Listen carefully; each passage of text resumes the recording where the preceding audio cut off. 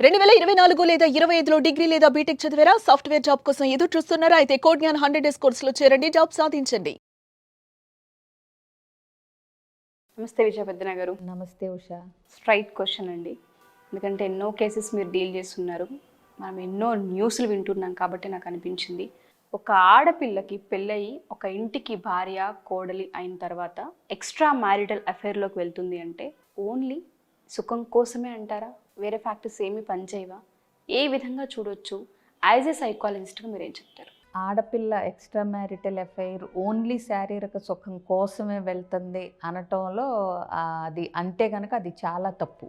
So only సుఖం physical needs కోసం వెళ్ళే వాళ్ళ పర్సంటేజ్ చాలా చాలా మైన్యూట్గా ఉంటుంది. అంటే ఏంటి, మిగతా అన్ని భర్తతో బాగుండి ఓన్లీ ఫిజికల్ నీడ్ కోసం ఎక్స్ట్రా మ్యారిటల్ అఫైర్లోకి వెళ్ళిన అమ్మాయిల భార్యల సంఖ్య చాలా పర్సంటేజ్ చాలా తక్కువ ఉంటుంది. అర్థమైందా?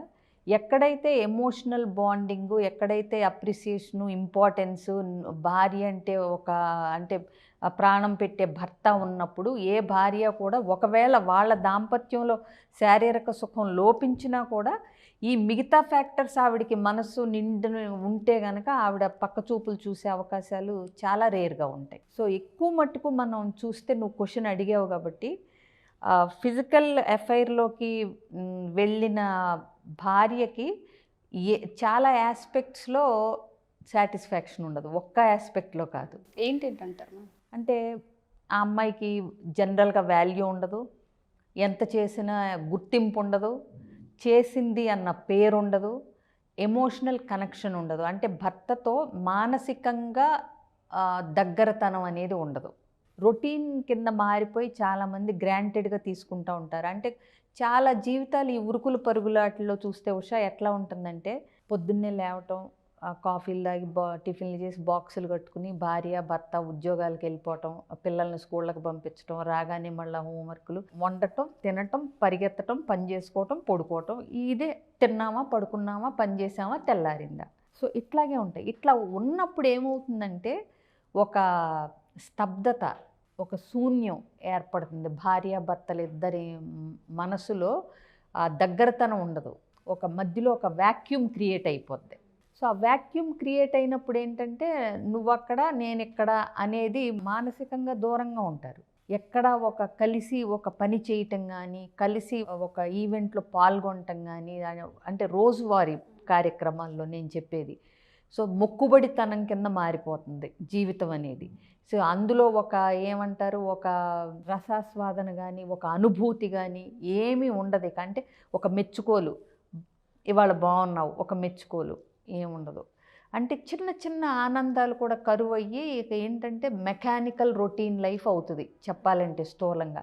అట్లా ఉన్నప్పుడు ఏమవుతుందంటే దాంతోపాటు కనుక ఎక్కడా కూడా అంటే బ్రేక్ తీసుకుని ఒక 4 రోజులు టైం స్పెండ్ చేయకపోయినా, భర్త భార్యకి ఆ ఇంపార్టెన్సు, ఆ మెచ్చుకోలు, ఆ చిన్న చిన్న గిఫ్ట్లు, లేకపోతే ఎఫెక్షన్ టచ్లు, పనుల్లో సహాయం ఇట్లా చేస్తూ అంటే కొంగు పట్టుకుని తిరగకపోయినా పర్వాలేదు, కానీ నేను లేకపోతే నా భర్త ఉండలేడు, నేను చేసేది నా భర్తకి ఇష్టం, నేనంటే చాలా ప్రేమ, ఇలాంటివి ప్రూఫ్లు అప్పుడప్పుడు దొరకకపోతూ ఉంటే భార్య కూడా స్లోగా తెలియకుండా ఏమవుతుందంటే డ్రిఫ్ట్ అయిపోతూ ఉంటుంది మానసికంగా. అట్లాంటి టైంలో ఆఫీస్లోనో ఎక్కడో ఒక వేరే వ్యక్తి దాన్ని ఆసరాగాను తీసుకోవచ్చు. నిజంగానే ఏదన్నా ఈ అమ్మాయి కొంచెం ఇంక్లైన్ అవ్వచ్చు. ఏదైనా సరే ఇంకొక వ్యక్తితో పరిచయం ఏర్పడినప్పుడు అవుట్ సైడర్స్కి ఎప్పుడు పొగడ్తలు ఇవన్నీ నార్మల్. ఇప్పుడు మన ఇంట్లో చేసేది మామూలుగా ఇంట్లో వాళ్ళకి రొటీన్గా అనిపిస్తుంది, కానీ బయట వాళ్ళకి ఎప్పుడు కొత్తగా అనిపిస్తుంది. సో ఇప్పుడు రోజు చేసే వంట భర్త మెచ్చుకోకపోవచ్చు, కానీ అది తిన్నప్పుడు ఎవరన్నా ఒక మెచ్చుకోలు ఇదన్నా కరెక్ట్ టైంకి కరెక్ట్ అప్రిసియేషన్ పడి అట్లా వాళ్ళు అలా స్లోగా జారిపోయే వాళ్ళు చాలా ఎక్కువ మంది ఉంటారు ఒకవేళ ఎఫ్ఐఆర్ కనుక పెట్టుకుంటే. సో అంటే ఏంటంటే ఇక్కడ దొరకనిది మానసిక సాంత్వన అక్కడ దొరుకుతున్నప్పుడు నాకు ఇక్కడ గుర్తింపు లేదు, నాకేది దొరకట్లేదు అని ఈవిడ ఫీల్ అయినా అవ్వకపోయినా అవతల వైపుకి అట్రాక్ట్ అయిపోతూ ఉంటుంది, అక్కడ దొరుకుతుంది కాబట్టి. ఓకే. సో అందుకని ఏంటంటే రిలేషన్షిప్ని ఎప్పటికప్పుడు కొత్తదనంగా, ఎప్పటికప్పుడు ఇదిగా అంటే ఏంటంటే ఫ్రెష్నెస్ ఉండేలాగా చేసుకోగలగాలి. రొటీను పాతబడిపోయింది, మొక్కుబడి అయిపోయింది అన్నట్టు కాకుండా ఇది వీళ్ళిద్దరి చేతుల్లోనే ఉంటుంది. బయట కనుక మనం చూస్తే విషయం మేడం ఏ విధంగా మాట్లాడుతూ ఉంటారంటే, ఒక ఆడపిల్ల ఎక్స్ట్రా మ్యారిటల్ అఫేర్లోకి వెళ్ళినప్పుడు భర్త సంపాదన సరిపోలేదని, వేరే సుఖాల కోసం వెళ్ళింది అని, అక్కడ నుంచి డబ్బు అర్జించడానికి, అక్కడ నుంచి డబ్బు లాగడానికి వెళ్ళిందని, లేదంటే తనకు ముందు నుంచే అలవాట్లు ఉన్నాయని వాళ్ళ ఫ్యామిలీల దగ్గర నుంచి లాగి మాట్లాడుతూ ఉంటుంటారు కదా. సో దాన్ని ఎవరు తీసుకోలేరు. ఇంకొకటి ఏంటంటే, మీరు చెప్పినట్టుగా ఈ కారణాలు ఎవరు మాట్లాడరు. ఇటు సైడ్ నుంచి ఏం మిస్ అవుతుంది అబ్బాయి సైడ్ నుంచి అనేది ఎవరు మాట్లాడరు. దాన్ని ఏ విధంగా చూడొచ్చు అంటాం? అంటే నువ్వు చెప్పిన కారణాల వల్ల మరి వెళ్ళే వాళ్ళు కూడా ఉన్నారు. అలా లేరని కూడా మనం చెప్పలేం కదా. కొంతమంది ఇంట్లో అన్నీ బాగున్నా కూడా పక్క చూపులు చూసేవాళ్ళు ఉంటారు. సో కోటాను కోట్ల మంది ఉన్నప్పుడు వీళ్ళు ఇందుకే ఈ ఫ్యాక్టర్స్ వల్లే పెట్టుకున్నారు, వీళ్ళు ఇదే అని మనం ఎక్కడ కేటగరైజ్ చేయలేం. బట్ నేనేమంటున్నానంటే, ఇంట్లో ప్రేమ, ఆప్యాయతలు, అభిమానాలు అన్నీ పక్కాగా చక్కగా దొరుకుతున్నప్పుడు పర్సంటేజ్ చాలా తక్కువ ఉంటుంది అంటున్నాను. సో అన్నీ ఉన్నాయి. ఇప్పుడు నువ్వు అన్నట్టు అన్నీ చూపించే భర్త ఉండి ఫైనాన్షియల్గా పూర్గా ఉన్నప్పుడు గొంతెమ్మ కోరికల కోసం వీటి కోసం ఎఫ్ఐఆర్స్ పెట్టుకునే లేడీస్ కూడా ఉన్నారు. పర్సంటేజెస్ మే డిఫర్. సో కాబట్టి ఏంటంటే ఇలా ఉంటే ఇలా చేస్తారు, అలా ఉంటే అలా చేస్తారు, ఎఫ్ఐఆర్ ఉండటానికి ఇవే ఇంట్లో ఈ కారణాలే పూర్తిగా రీజన్ అని కూడా మనం చెప్పలేం. బట్ ఇవి సరిచేసుకున్నప్పుడు తగ్గే అవకాశాలు ఉంటాయి. సో ఇంట్లో భార్యాభర్తలు ఇద్దరూ అసలు ఎక్స్ట్రా మ్యారిటల్ అఫైర్ పెట్టుకోకుండా ఉండటం కోసమే ఇలా చేయటం కాదు. అసలు వాళ్ళిద్దరి మధ్య కూడా ఎప్పటికప్పుడు అది ఆ బాండింగ్ పెరగాలన్నా, అది అందంగా ఉండాలన్నా, ఇప్పుడు కొంతమందికి చూడండి పెళ్ళై 30 ఏళ్ళు అయినా అప్పుడే 30 ఏళ్ళు అయిందా అన్నంత బాగుంటారు. కొంతమంది 10 ఏళ్ళకే అబ్బా ఇంకా 30 ఏళ్ళు ఉందా కలిసి ఉంటాకి అంటే అందులో ఏం ఉండదు, ఆ రసం ఉండదు, పిప్పిలాగా అయిపోతుంది వాళ్ళది అప్పుడే 10 ఏళ్ళకే. సో అందుకని ఏంటంటే ఎప్పటికప్పుడు దాన్ని రిఫ్రెషింగ్గా ఇప్పుడు చూడు, మొక్కకి ట్రిమ్ చేస్తే మళ్ళీ కొత్త ఆకులు వస్తాయి. సో నువ్వు కూడా ట్రిమ్ చేసుకోవాలి. అంటే అక్కర్లేనివి ఏమున్నాయి తీసేసి యాడ్ చేస్తూ ఉంటే, అంటే కొంత మెన్యూరో కొంత పెస్టిసైడ్సో యాడ్ చేస్తూ ఉంటే మొక్క ఎప్పటికప్పుడు నవనవలాడుతూ ఉంటుంది. సో నువ్వు కూడా రిలేషన్షిప్లో అపార్థాలు, అవమానాలు ఇలాంటివి ట్రిమ్ చేసుకుంటా, కొన్ని మర్చిపోతా, కొన్ని లెట్ గో చేసుకుంటా, కొన్ని యాడ్ చేసుకుంటా. అంటే మీ ఇద్దరికి ఏమి ఇష్టం ఎలాంటి, అప్పుడప్పుడు 4 రోజులు ఇద్దరు కలిసి బయటికి వెళ్ళి వస్తా.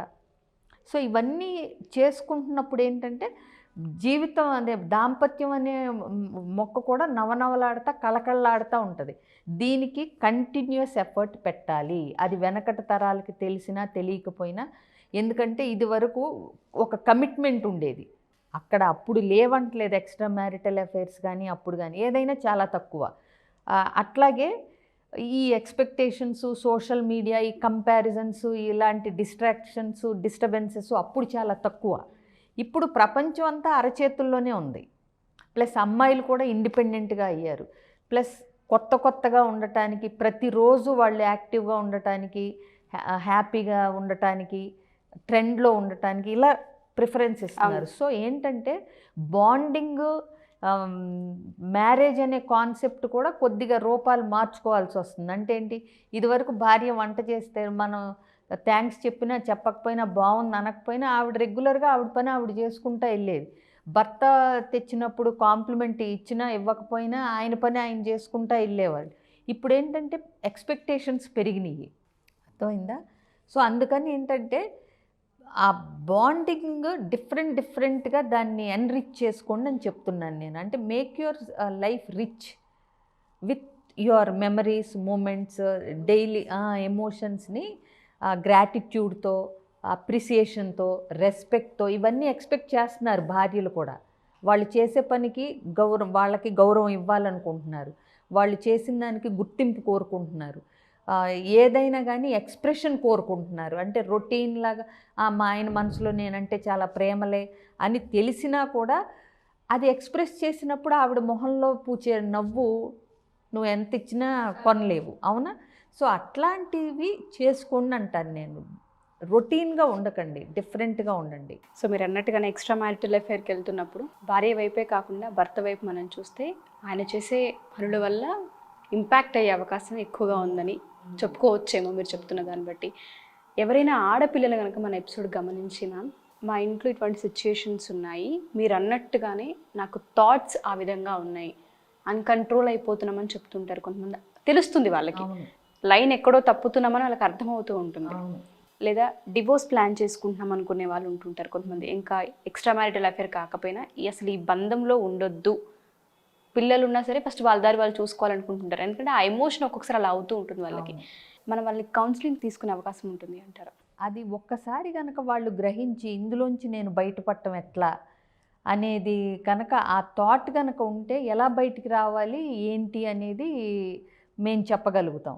సో ఇట్లాంటివి ఏదన్నా ఇబ్బందులు ఉండి నేను ఇలా డైవర్ట్ అవుతున్నాను, నాకు ఇలాంటి ఓన్లీ ఎక్స్ట్రా మ్యారిటల్ అఫైర్ గురించనే కాదు, నిస్తేజంగా అయిపోయింది, మళ్ళీ దీన్ని రివైవ్ చేసుకోవాలంటే రీఫ్రెష్ చేసుకోండి అని చెప్పాను నేను.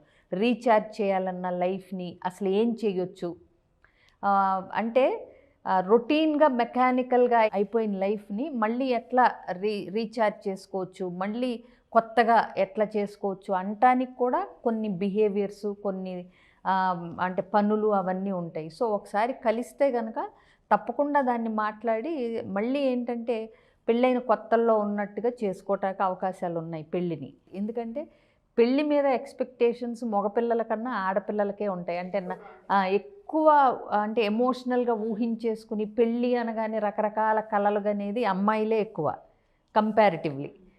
సో అందుకని ఏంటి అబ్బాయిల పెళ్ళికి గురించి కలలు కనరు, భార్య ఇలా ఉండాలి అలా ఉండాలని అనుకోరని నేను అంటలేదు, కానీ అమ్మాయిలు ఇంకొంచెం డ్రీమ్స్ ఎక్కువ ఉంటాయి. కాబట్టి ఏంటంటే మళ్ళీ అట్లా చక్కగా కళ నిజం చేసుకోవాలి అనుకుంటే కనుక కొంచెం ఎఫర్ట్ పెట్టాలని నేను చెప్తాను ఆల్వేస్. అవునా? సో ఎలాంటి ఎఫర్ట్స్ పెట్టాలి, ఎలా అంటే మళ్ళీ రిఫ్రెష్ అవ్వాలి లైఫ్ అని అనుకుంటే తప్పకుండా స్క్రీన్ మీద కనిపిస్తున్న నెంబర్కి కాంటాక్ట్ చేస్తే వాళ్ళ డీటెయిల్స్, అపాయింట్మెంట్ అన్నీ ఇస్తారు. తప్పకుండా కలవచ్చు. Sure ma'am. Thank you ma'am. Thank you so much. Suman టీవీలో మీ పర్సనల్ అండ్ బిజినెస్ ప్రమోషన్స్ కోసం కింది నెంబర్కి కాంటాక్ట్ చేయండి.